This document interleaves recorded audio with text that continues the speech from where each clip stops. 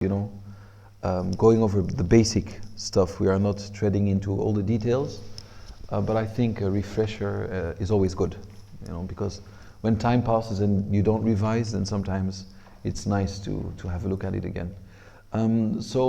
Secondly, I would like to say that it's very important for the Muslim Ummah to go back to the Arabic language, because this language is connected to the deen. Today we have people saying that the Arabic language is not really important, that if Allah subhanahu wa ta'ala would have wanted, He could have revealed the Quran in English, but just the Prophet ﷺ wasn't an Englishman.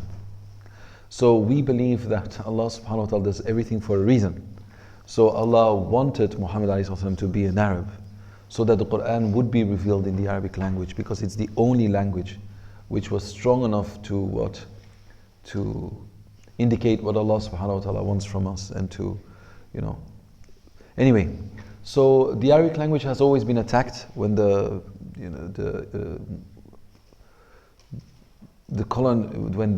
Islamic countries were colonized. The first thing they would do was actually attack the Arabic language.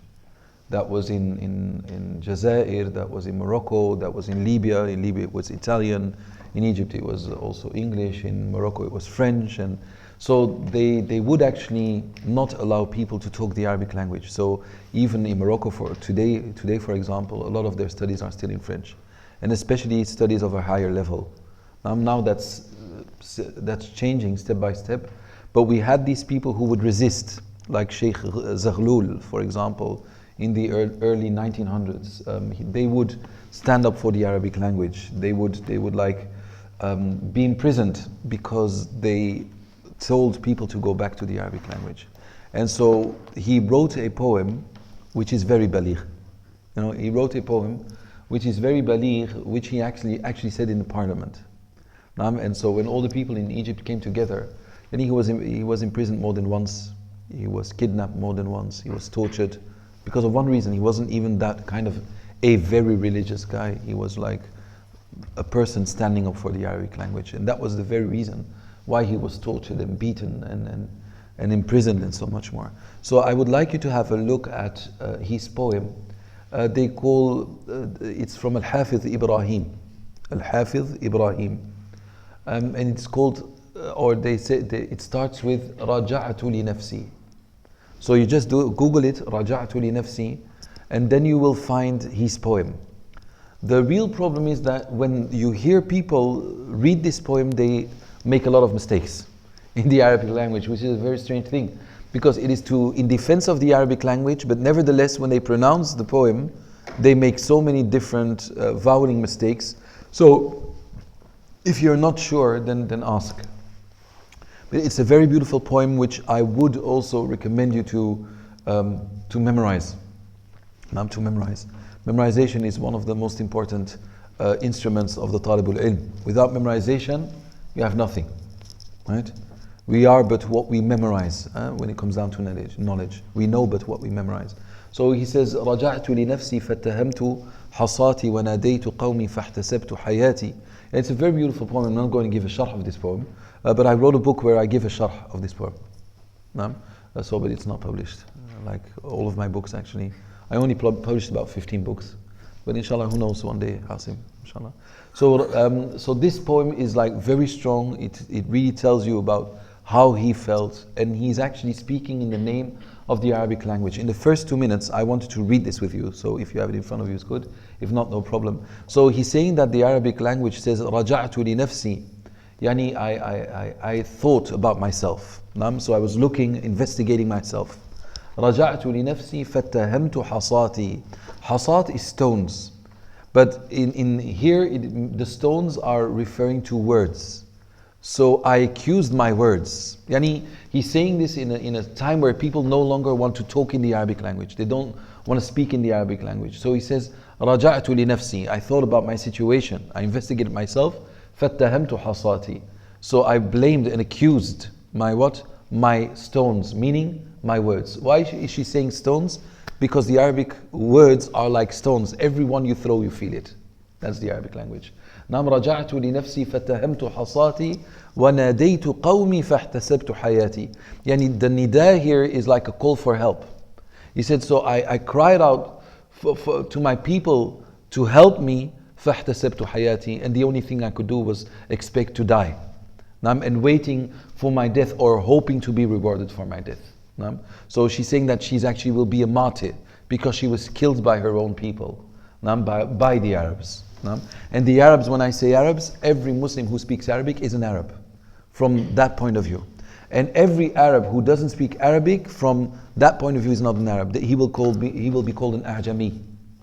So the non-Arab who speaks Arabic is an Arab, and the Arab that doesn't speak Arabic is an Ajami. Okay. He said, رَمَوْنِي بِعُقْمٍ وَلَيْتَنِي عَقِمْتُ فَلَمْ أَجْزَعْ لِقَوْلِ عِدَاتِ. He says, they accuse me of being, do we say unbarren when you can't? Barren. They accuse me of being barren while I'm still in the spring of my youth. Like I'm still very young, but they accuse me to be barren, meaning they accuse me that I'm not suited for this time where new things are being invented, that I'm not able to give life to new words. So رَمَوْنِي بِعُقْمٍ, they accuse me of being barren, فِي الشَّبَابِ, while I'm still very young. وَلَيْتَنِي, and if only I were barren, عَقِمْتُ فَلَمْ أَجْزَعْ لِقَوْلِ عِدَاتِ, then I wouldn't cry or be saddened over that which my enemies are saying. She said, at least then it would be true. Like, oh, Arabic language, you have nothing to offer. Yeah, that's true. She said, but I'm still very young. And we said last time why the Arabic language is a language which is suited for all times. It is because we go back to at least 3 root letters from which we derive everything else. So we have so many thousands, more than millions of root letters that we can go back to, that we will never be in need of English words or whatever. The second thing is that the makharij of the Arabic language are unique and are accessible to everybody. Like the Arabic language is the most easy language. They made us believe that it's the most difficult language. When it comes down to pronunciation and reading, it's the most easy language. Like yes, it is. To reading, it is. Okay, the dot. I'm said to reading. It is very easy. So if you look at the English language, it's very complicated. You say house, but it's with an O and a U. Why do you say house? Why do you say, for example, garage? You have 2 G's, but they are pronounced in a different way. Garage. In the Arabic language, every letter is always pronounced in the same way. And you don't need 2 vowels or to create one new letter. We just have a, I, u, that's it. So from reading point of view, it is actually very easy. You don't have these surprises of, Anyway, let us cut. I thought and you taught. You thought and you taught. One is with A-U and the other one is with O-U, but they sound exactly the same, isn't it? I told and it's called. No, same, sorry. So you know what I mean. Okay. So, waladtu, yani I gave life. I gave life to words. Waladtu. Not walidtu. Walidtu is I'm born. Waladtu. وَلَمَّا لَمْ أَجِدْ لِعَرَائِسِي رِجَالًا وَأَكْفَاءً or أَكِفَّاءً وَأَتُّ بَنَاتِي. So he says, yani, I gave life and I didn't find any true men who are at the level of my brides, of my daughters, yani my words. She's still talking about words. وَلَدْتُ وَلَمَّا لَمْ أَجِدْ لِعَرَائِسِي رِجَالًا وَأَكْفَاءً أو أكفاء, it's from al-kifaya, sorry, in marriage. How do we call that? Al-kifaya.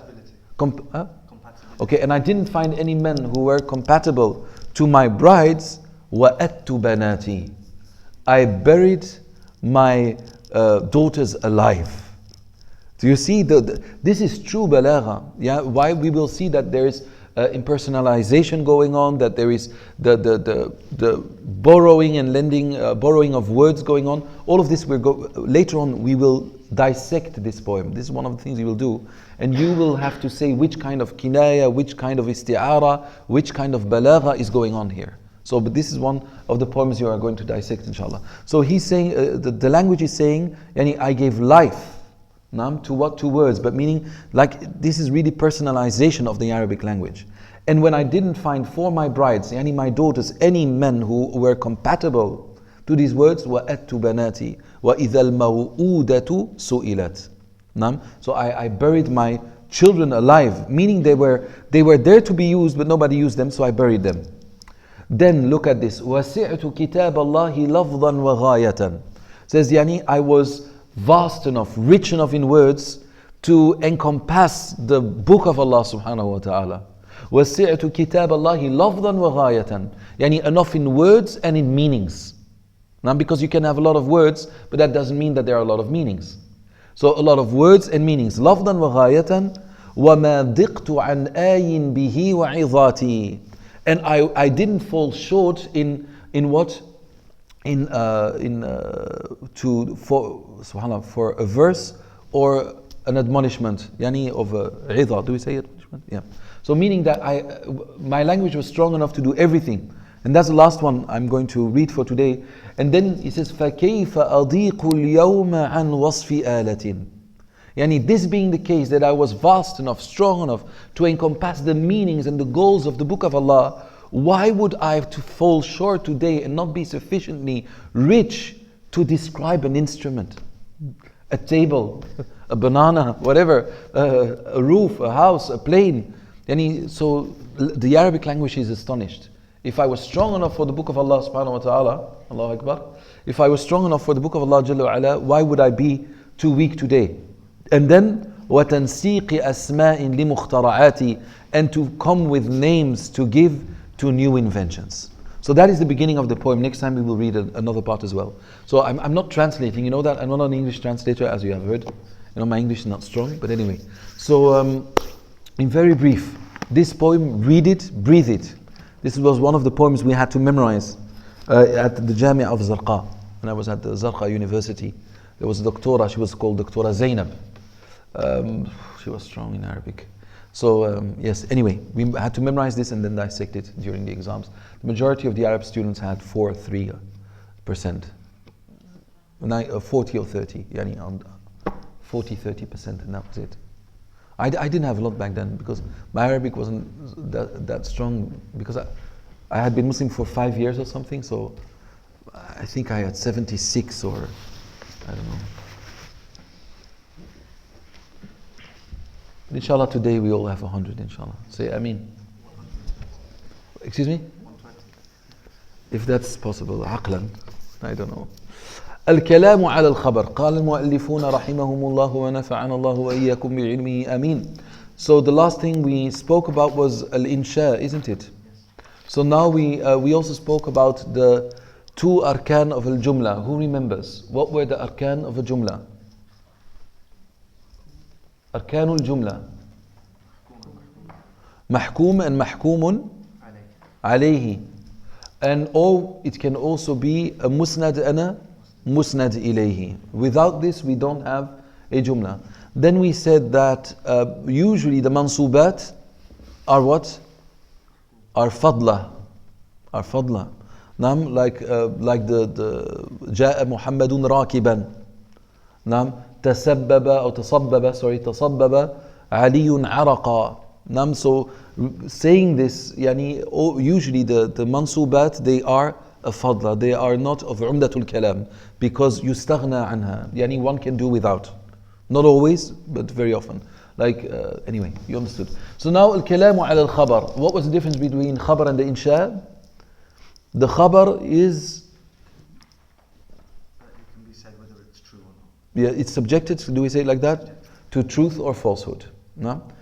الخبر إما أن يكون, so also the khabar إما أن يكون جملة فعلية أو اسمية. So also the khabar can either be a jumla fi'liya, a what? A verbal sentence or a nominal sentence. There where people usually go wrong is when they see a verb, they think it's a verbal sentence. Like if I were to say Muhammadun daraba Ahmada. Naam. Is this a verbal sentence or a nominal sentence? It's a nominal sentence. Why? Because it started with a noun and not with a verb. But if I were to say daraba Muhammadun Ahmada, then it would be a verbal sentence because it started with a verb. Okay.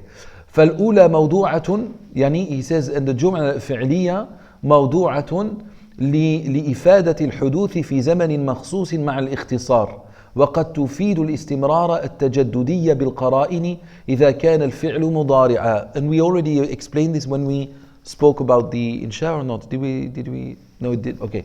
So no, I mean when we didn't we speak about jumla ismiya and fi'liya? We didn't go through Okay.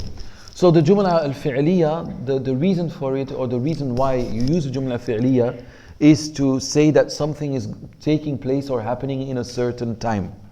So this is what the Jumla al-Fi'liya does. And but in reality, a Jumla Ismiya can do this as well. Like if you say Muhammadun Musafirun, Muhammadun, we're not saying is traveling, right? Is a traveler. Or is, how would you translate Musafirun? Is a traveler. So this would also indicate that it's happening now. But it doesn't indicate, did it start yesterday? Was it before you were talking? Will it, or is it after you are talking? It is now. So if I say Safara Muhammadun, Muhammad has traveled, then I know it was in the past, but maybe he hasn't come back yet. Muhammadun yusafiru, Muhammadun yusafiru Muhammadun. But if I say yusafiru Muhammadun, it's now.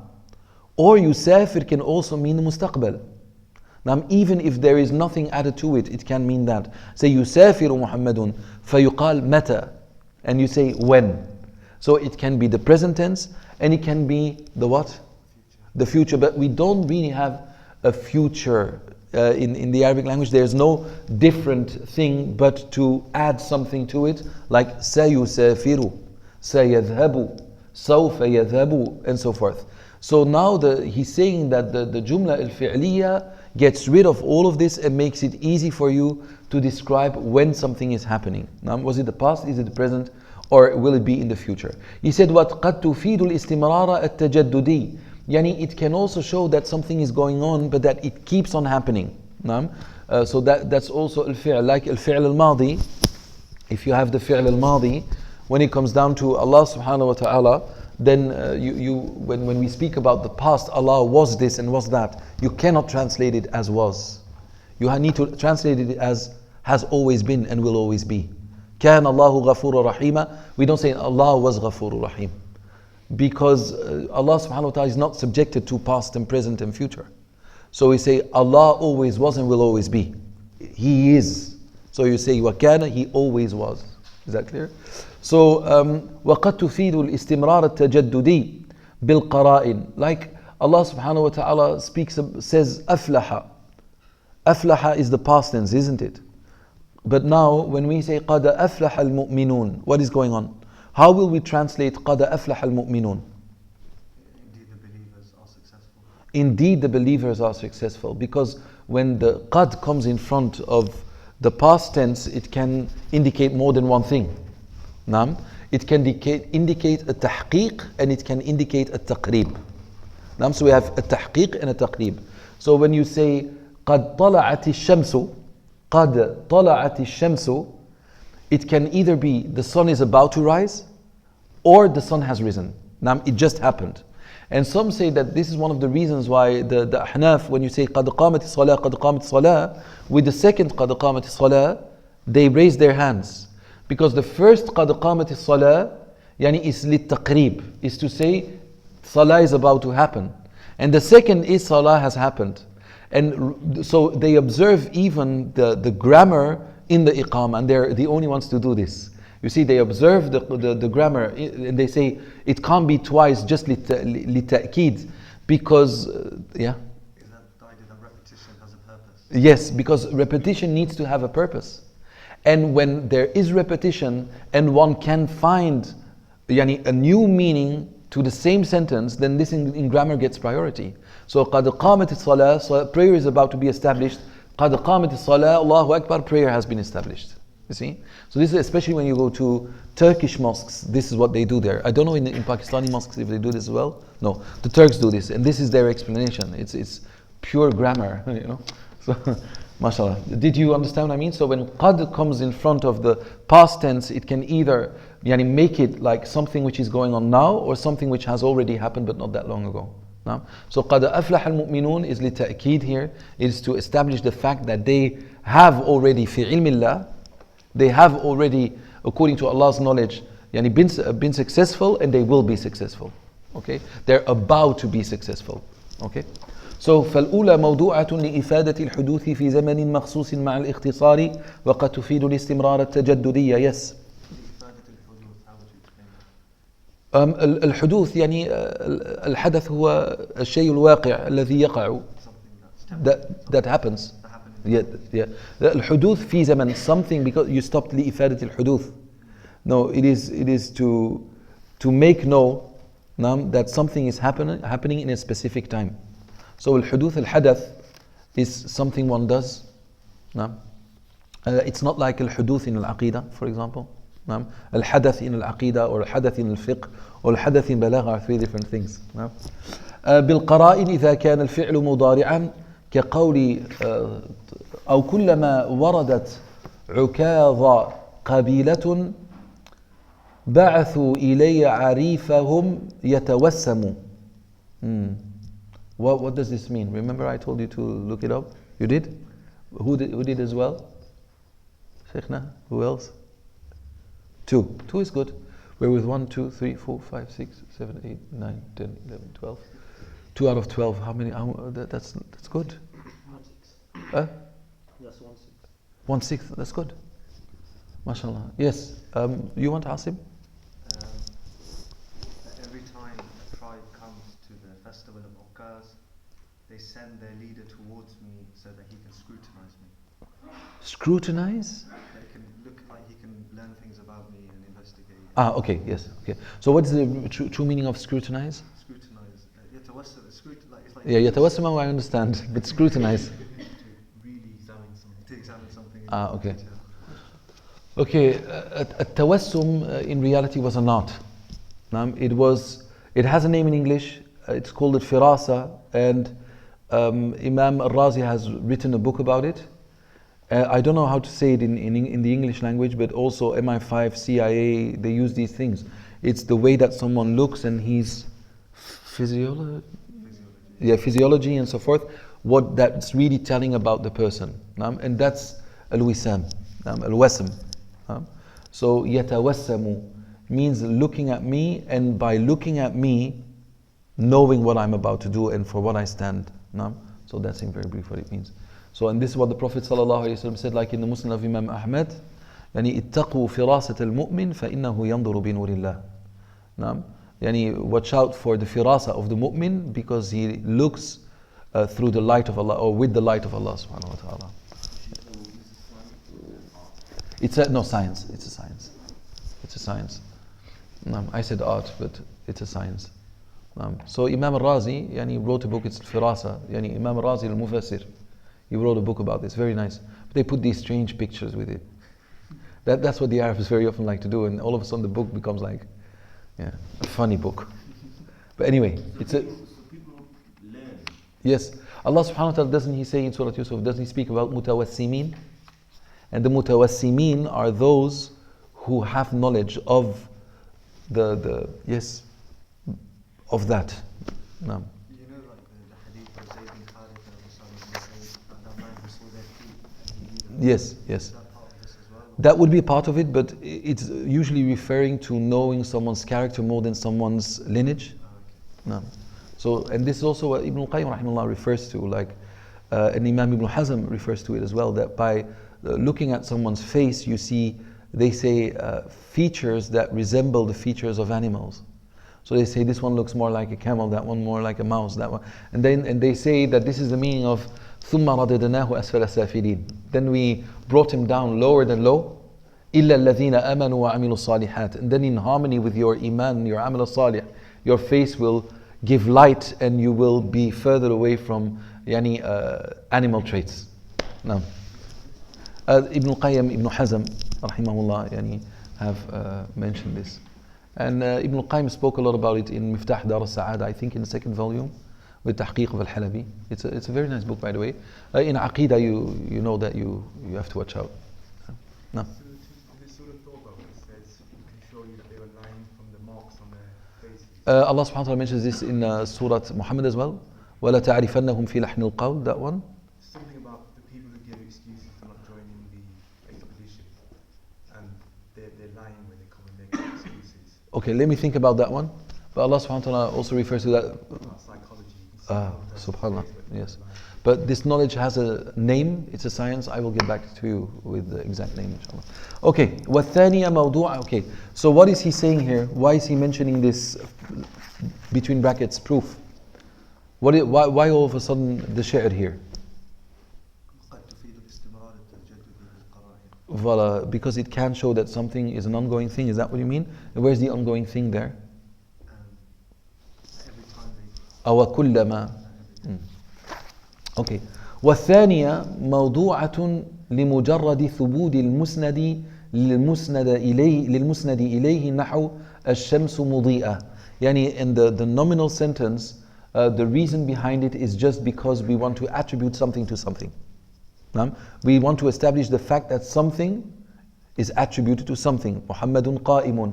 Muhammad is standing up. The standing up is attributed to Muhammad, and Muhammad is the one who has been attributed to. He is the mahkumun bihi, or is the mahkum? When I say Muhammadun qa'im, mahkum alayhi. Mahkum alayhi. وقد تفيد الاستمرار بالقرائن إذا لم يكن في خبرها فعل نحو العلم نافع. Like when the nominative sentence is free of a fi'l, then it shows that it's an ongoing thing, or that it's an established fact that doesn't change. Like العلم نافع, knowledge is beneficial. Although that we don't see a verb, nevertheless it's تدل على الاستمرار. It shows that it's something that is an ongoing thing.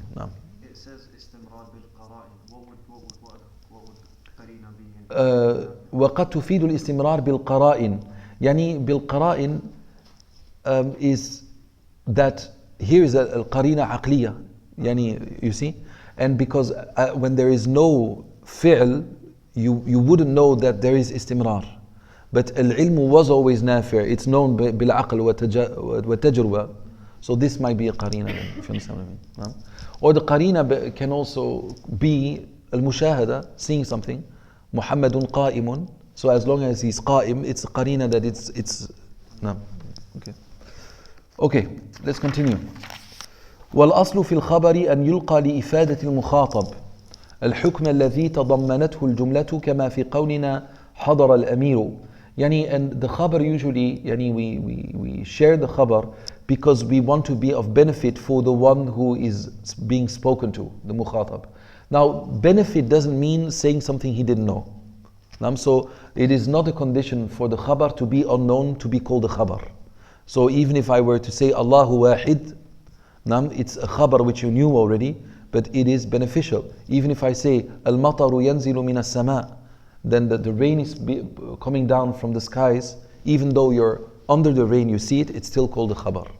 So we don't say that there is a condition for the khabar to be new in order for the khabar to be called a khabar. Is that clear? لإفادة المخاطب الحكم الذي تضمنته الجملة كما في قولنا حضر الأمير, like saying the Amir has arrived, and you are seeing the Amir, but it's still called a khabar, or if you didn't know, it's also called a khabar. It doesn't change anything.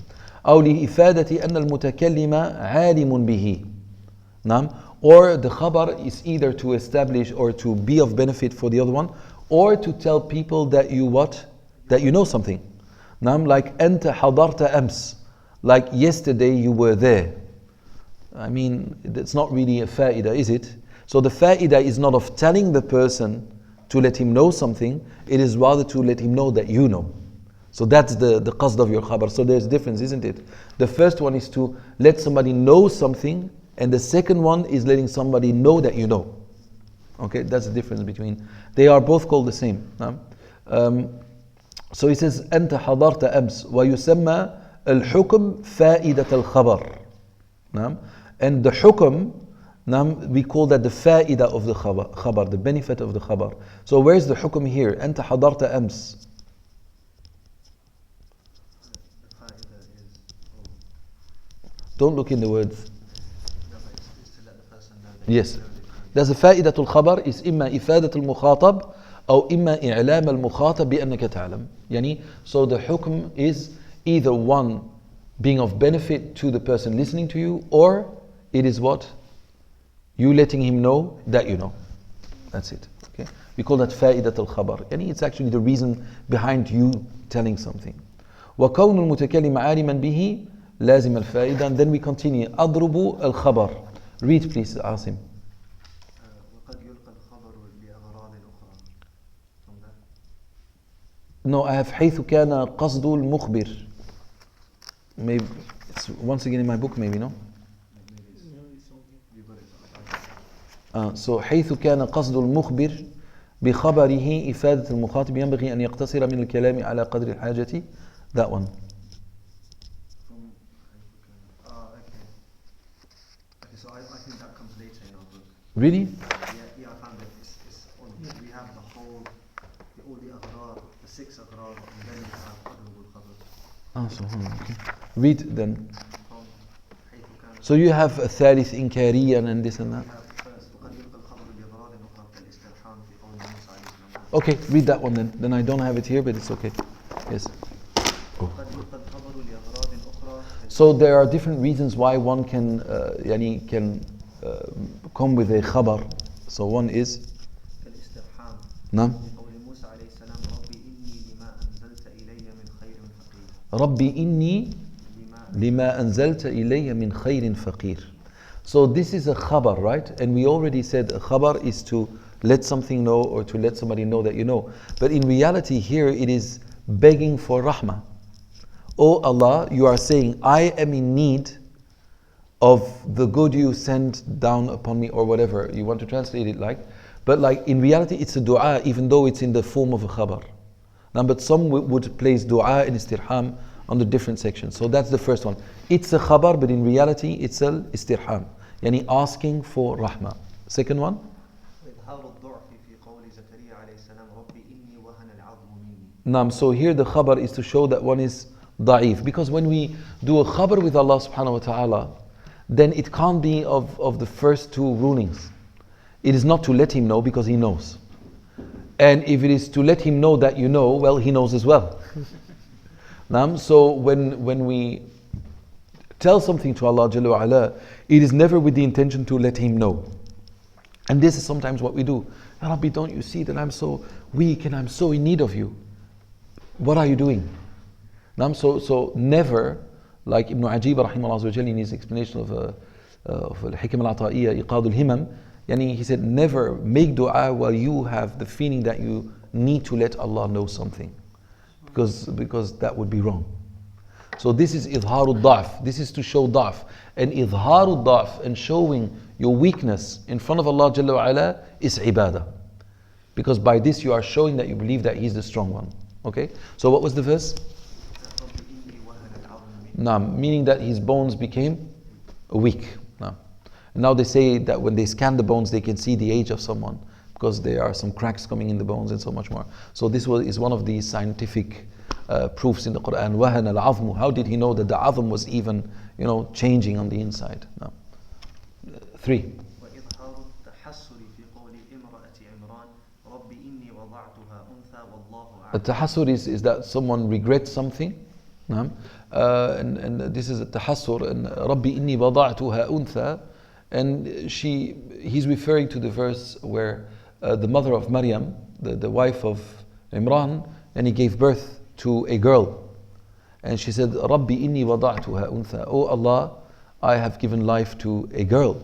Now, the tahassur here is not with the fact that it was a girl. So we should understand this. So I'm not going over the tafsir, but she wanted a boy because the boys would serve the worshippers in Bayt al-Maqdis. So when it was a girl, she was sad because she wanted to give the life of her son yani, to the community for Allah subhanahu wa ta'ala. Yani inni nadartu laka ma fi batni, yani muharrara, yani it's completely free. When my son is born, nothing of my son will be for me. But this is also why she called her daughter Maryam, which is one of the meanings of Maryam is al-abida, al-qanita, al-hurra. It's the one that worships and is free of everything apart from Allah subhanahu wa ta'ala. إني سميتها مريم وإني أعيذها بك وذريتها من الشيطان الرجيم. So this is a tahassur, but in the Me Too age, right? Hashtag Me Too. People might say like, okay, this is female unfriendly because she's sad. No, she's sad because she was now not able to dedicate it to Allah subhanahu wa ta'ala. But the truth is that she was accepted in the same way as a boy was accepted. She was allowed to stay in Bayt al-Maqdis. Okay, now. وإظهار الفرح بمقبل Say it again. وإظهار الفرح No, it's farah with the fath on the ra. إظهار الفرح بمقبل والشماتة بمدبر في قوله تعالى جاء الحق وزهق الباطل. Naam, it's being happy with that which is arriving and what and with that which is leaving. Like جاء الحق وزهق الباطل. How would you translate that, Asim? Truth has come and falsehood has perished. MashaAllah, you see? So that's a khabar. Naam. Okay. But the khabar, the goal behind the khabar, this is what he's talking about. It can be istirham, it can be idhar al-da'f, it can be التحسر, and it can be إظهار الفرح والشماتة أو الفرح بالمقبل والشماتة بالمدبر. You know, and exactly as I'm saying this now by heart in order, you are supposed to do the same thing. This is what it is about, right? Like when you and always keep the same order of things when you memorize things. Why do you need to do this? If you don't, then you will mix it up and you will miss out one. But if you always stick to the same order in mentioning it, then you won't have a problem. So the first one was no, without looking. Al-istirham, without looking. So you're not allowed to participate anymore. I mean now only. Al-istirham. Second, idhar al-du'f. You looked, you're not allowed to participate anymore. Was it what? I said it first. Okay. Al-istirham, idhar al-du'f, and then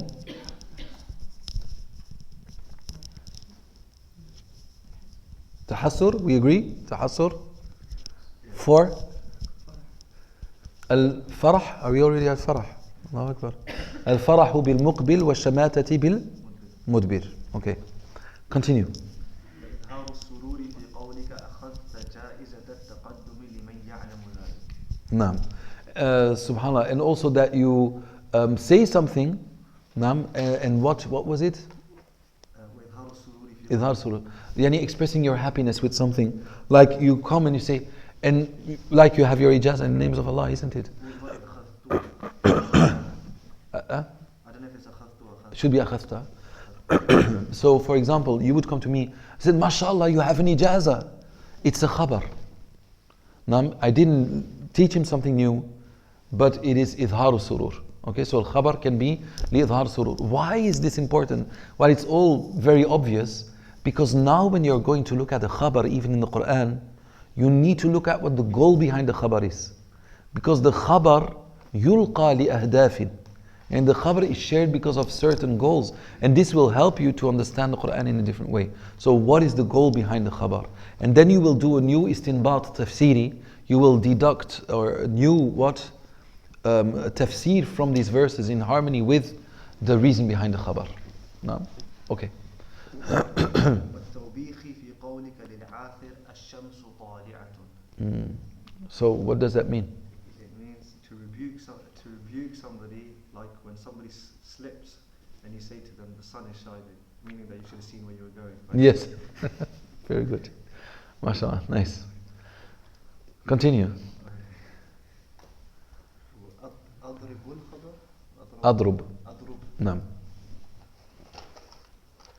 أضرب الخبر حيث كان قصد المخبر بخبره إفادة المخاطب ينبغي أن يقتصر من الكلام أن يقتصر Yeah. من الكلام على قدر الحاجة حذرا من اللغو. من نعم. So اللغو is you saying more than needed to make your point. That's a lahu. وَإِذَا مَرُّوا بِاللَّغْوِ مَرُّوا كِرَامًا. So lahu is yani everything you say which is not necessary. So our scholars they would say that saying one word more than needed is waste of breath, and we will be asked about what we did with our breath. Now. فإن كان المخاطب خالي الذهن من الحكم ألقي إليه الخبر مجردا عن التأكيد. نعم. نحو أخوك قادم. Okay, so here he's explaining the different forms of khabar. And he says that the goal of the mukhbir is being of benefit to the mukhatab. And the mukhatab is the one spoken to. The mukhatib is the one who is speaking. So ينبغي أن يقتصر الكلام. نعم. So it is necessary to just say that which is necessary. حذرا من اللغو, because one shuns يعني اللغو meaning unnecessary talk or unnecessary speaking words. فإن كان المخاطب, this is مخاطب, if the one who is spoken to is خالي الذهن يعني خالي الذهن من الحكم. نعم. ألقي إليه الخبر مجردا من التأكيد. Like if he has nothing on his mind, نعم, then you are going to just give him the khabar without ta'keed. Ta'keed means that you're not going to emphasize or overemphasize. Like for example, أخوك قادم, like you're just talking and he's not expecting your brother, or he's not expecting, his brother not to come. So, your brother's there. But like he said, if his brother is, for example, went to, I don't know, to Scotland, and you're sitting together, and you say, your brother. He said, what? He said, Wallahi, your brother. So the first one is the one, your brother is just in town always, and now he came, you say, أخوك قادم. So that would be the first level. So it is not in need of a ta'keed, a tawkeed. نحو إن. But the second one, if the one you are talking to is in doubt of what you are saying, you are going to what? You are going to emphasize. And then you're going to use things like inna. So you are going to say, inna akhaka qadimun. Like, verily, your brother is arriving. وَإِن كَانَ مُنْكِرًا لَهُ. And if he denies or doesn't believe what you are saying, وَجَبَ تَوْكِيدُهُ بِمُؤَكِّدٍ أَوْ مُؤَكِّدَيْنِ أَوْ أَكْثَرَ. Then you are going to emphasize it by 1, 2 or more words. حسب درجة الإنكار. In harmony with the level of he not believing you. So you can say inna akhaka qadimun, innahu laqadimun. Innahu, the inna is already emphasizing, la is also emphasizing, or wallahi innahu laqadimun. By Allah, innahu. So swearing by Allah, you must really not believe you there. Swearing by Allah, then inna, and then la qadimun. No? So when you want to convince your wife in the future, Asim, that you love her, you say, Wallahi thumma wallahi bi rabbil ka'bati inni ahbabtuka hubban jamman jamma. Wouldn't that mean that she has a lot of doubt in my love? So that maybe I'll just say, I love you, and then she knows already. Oh, mashallah. Oh, hi Wickham. That's good. No, you can emphasize even if people don't, people believe you, and that would be then to make really the point and to not to convince them, but to emphasize on that point. فالخبر بالنسبة لخلوه من التوكيد واشتماله عليه ثلاثة أضرب كما رأيت ويسمى. So all these three different cases, he's going to name them. So the first one where you're not in need of emphasizing, it's called al-khabaru al-ibtida'i. Al-khabaru al-ibtida'i. The second one where you are going to emphasize, you are going it, and that's where someone it's not that he doesn't believe you, but he wants to be sure. This is al-khabaru al-talabi. And the second one is al-inkari. Talab al-inkari, sorry. Is that clear? So it's either ibtida'i, talabi, or inkari. So these are the three levels. ويكون التوكيد بإن وأن ولام الابتداء. So how are you going to use these? How are you going to emphasize? He's giving some examples, not all of the examples, by anna and inna and by lam al-ibtida. Like Allah subhanahu wa ta'ala says, وَإِن كَادُوا لَيَفْتِنُونَكَ. La, the lam here. And the same one where that's the only example he gave. So anyway, you are going to use these three, remember them, and there are more than that, of course. And he said the other ones are ahruf at-tanbih. What is ahruf at-tanbih? No, I mean translated. I don't know how to translate. Okay, so Tanbih means to give attention. yes. Not words, but words which give attention. Okay. Somebody else?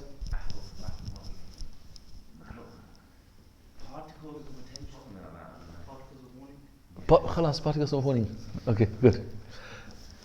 Okay, I usually explain them.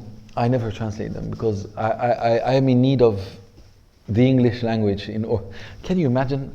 My English language is at the level of a 10-year-old and I'm explaining balagha. This doesn't make sense, does it? Have you ever met an English-speaking 10-year-old?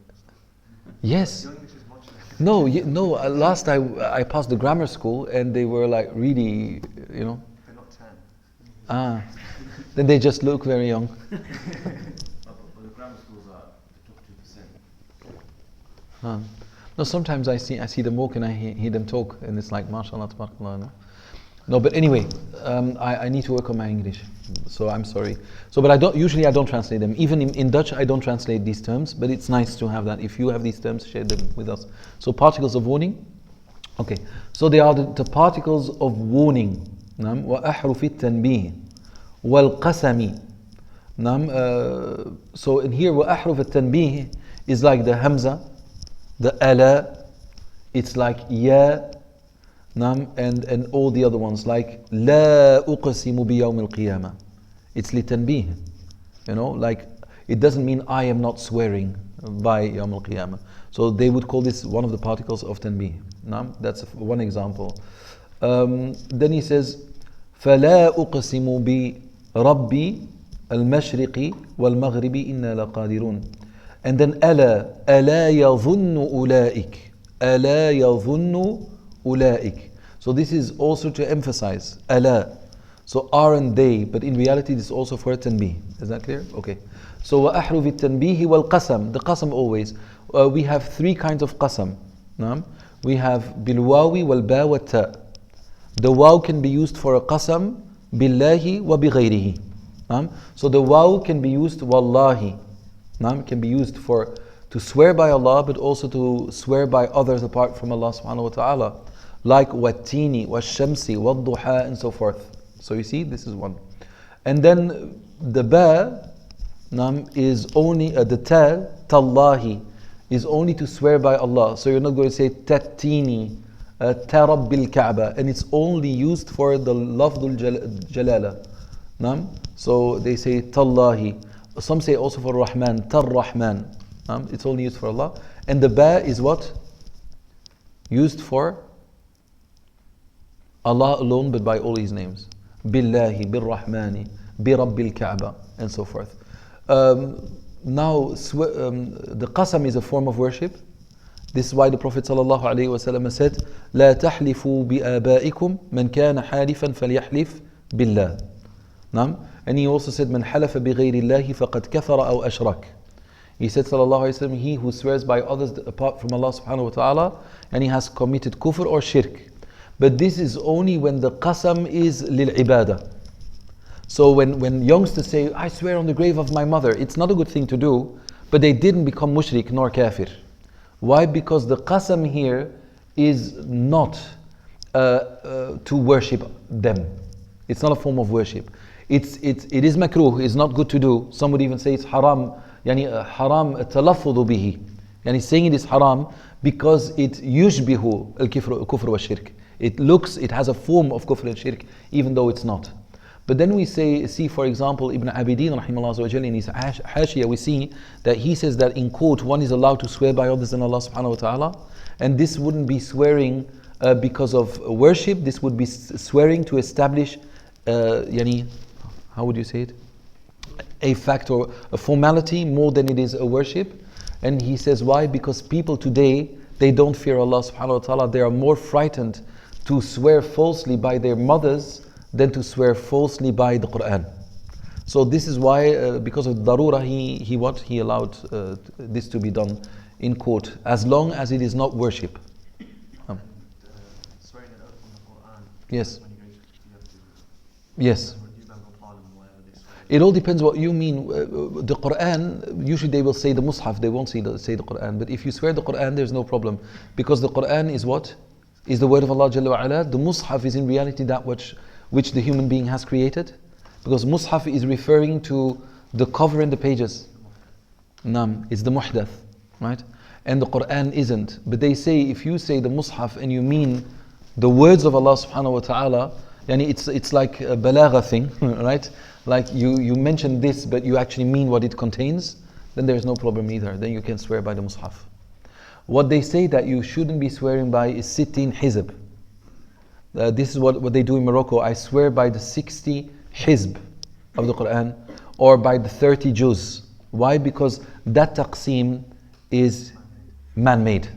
You see? But nevertheless, as we said, if it is not to worship, then one is not kafir or mushrik. Unless his words show that he venerates and worships that one. If you say, I swear by the Almighty Khan who should be obeyed and listened to until I die, then you have a problem. You're venerating. Is that clear? So anyway, al-qasam can be divided into three: al-waw wal-ba wal-ta. And they all come, all of them are used to swear by Allah subhanahu wa ta'ala. Some are used to swear by Allah and others, like the waw, the ba, by Allah subhanahu wa ta'ala in these different names, and the ta, tallahi, and so forth. Okay. وَنُونَيِّ التَّوْكِيد. When he says the two noons that are used to emphasize on something, he means which two noons? Al-khafifa and al-thaqila, right? So that's like, for example, la yusjanan, that one is the thaqila or the khafifa? Nam, but I stopped on la yusjanan. Nam, is that khafifa? And if I say la yusjanan wa la yakunam min as-saghirin, thaqila and khafifa. Ahsant. So yes.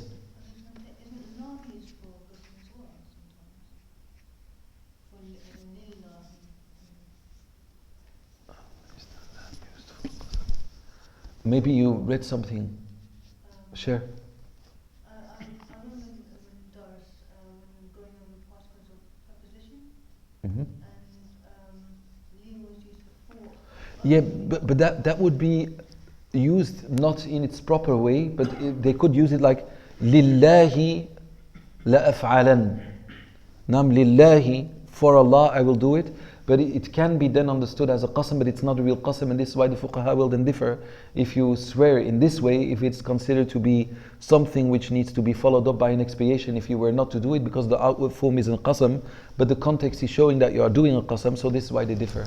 No. Okay. Then he says, وَالْحُرُوفِ الزَّائِدَةِ. Yani, what are the huruf al-za'ida? Here, as I said before, I don't believe that we have huruf za'ida. I believe that every harf in the Quran or even out of the Quran gives an extra meaning to the word.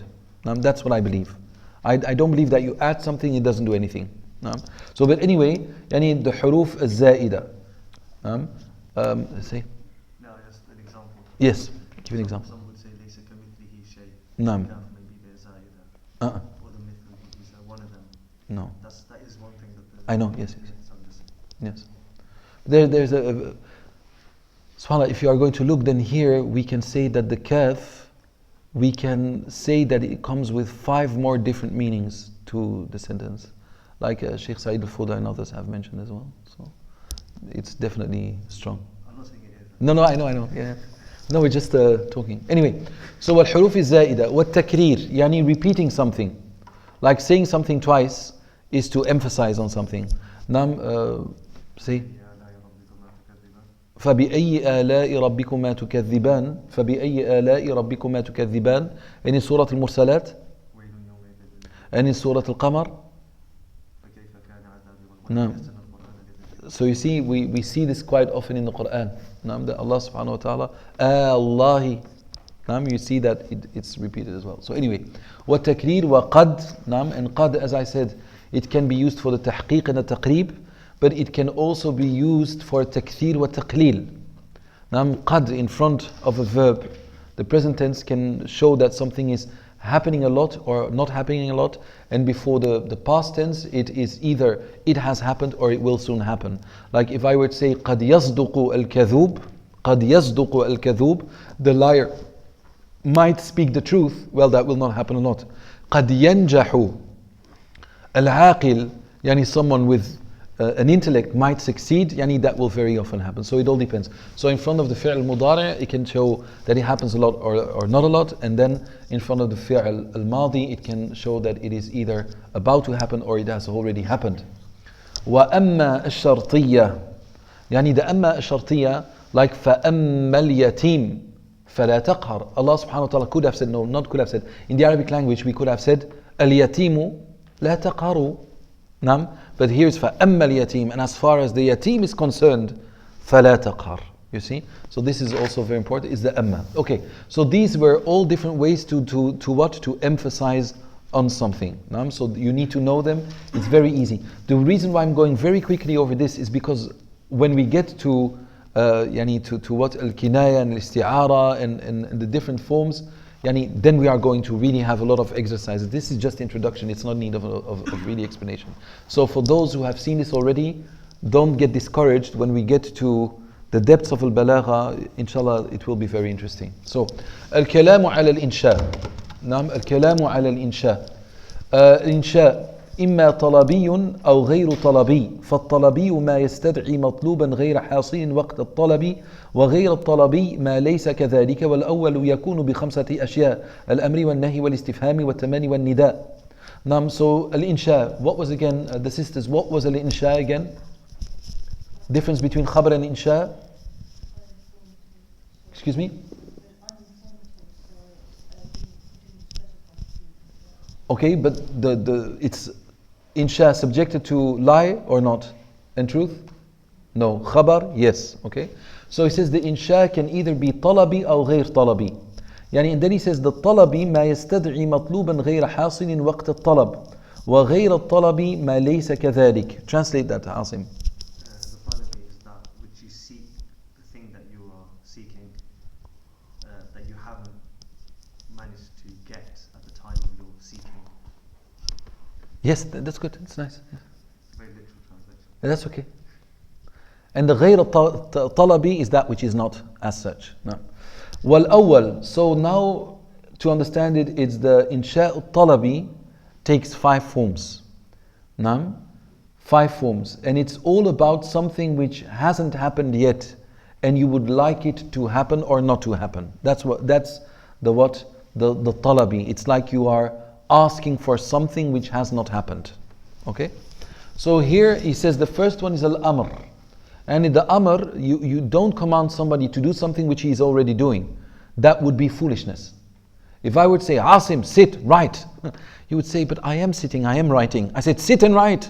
So that wouldn't make any sense, right? So al-amr huwa طلب حدوث الشيء بعد زمن التكلم. This is how the grammarians would say it. It is that you ask for something to happen immediately after you have spoken and said it, unless you have specified it by referring and specifying a certain time. I want you to leave tomorrow. But if I say, I want you to leave, then you just leave. And this is when you don't do this, like with your parents. You say, stop talking. And you say, when would you like me to stop talking, Dad? So this is why we say that al-amr yadullu ala, the amr is showing, is telling you something to do immediately. That's the asal. This is very important in usul al-fiqh as well. Is the amr referring to something ala al-fawr or not? You see? So is the amr, when Allah gives the amr, is the asal that it should be done immediately? Or should there be a qarina showing us that it is not immediately, or the other way around? You see? So here what we say is the amr is طلب حصول الشيء بعد زمن التكلم إلا بقرينة دالة على خلاف ذلك. Meaning that amr shows that you want something to happen immediately after you have spoken, unless you have specified it not to be as such by adding a time or situation to it. No? Okay. So فهو طلب الفعل على وجه الاستعلاء. Also very important, the amr is على وجه الاستعلاء, meaning it comes from an authority to someone who hasn't got that authority. Being a parent to the children, being a teacher to the students, and so much more. So when something appears to be an amr, appears to be a command, and it comes from someone who hasn't got this authority, then it's usually a talab. That's a question, or it's a dua, or it is begging. Like ربنا آتنا في الدنيا آتنا في الدنيا حسنة. Give us in this dunya hasana. Yani, you are not commanding, even though that the structure is the structure of what? A command. So أما الأمر فهو طلب الفعل على وجه الاستعلاء وله أربع صيغ. Yani, and it's got four formulas. The amr. He says فعل الأمر. Yani فعل الأمر. How do we call this? Commandment? Okay. Command verb. Okay. Like that? Okay. So command verb. Like فعل الأمر نحو خذ الكتاب بقوة. Take the book. So خذ or قم. Stand up. How would you say to someone drink? اشرب. How would you say to someone that you want him to understand something, like يعي? How would you say that? How would you يعي? How would you say this? عي. عي. قي. And what is قي? Exactly. قي. عي. So it can be. Okay. So وله أربع صيغ. يعني فعل الأمر نحو خذ الكتاب بقوة. And then he says والمضارع المقرون باللام نحو. يعني, and the مضارع, يعني the present tense, which comes immediately after the lam. So we say لينفق ذو سعة من سعته. لينفق, that one gives, that he gives. Then اسم فعل الأمر حي. حي على الفلاح. It's a amr. We call this اسم فعل الأمر. And then the masdar النائب عن فعل الأمر. You don't need to break your head over this.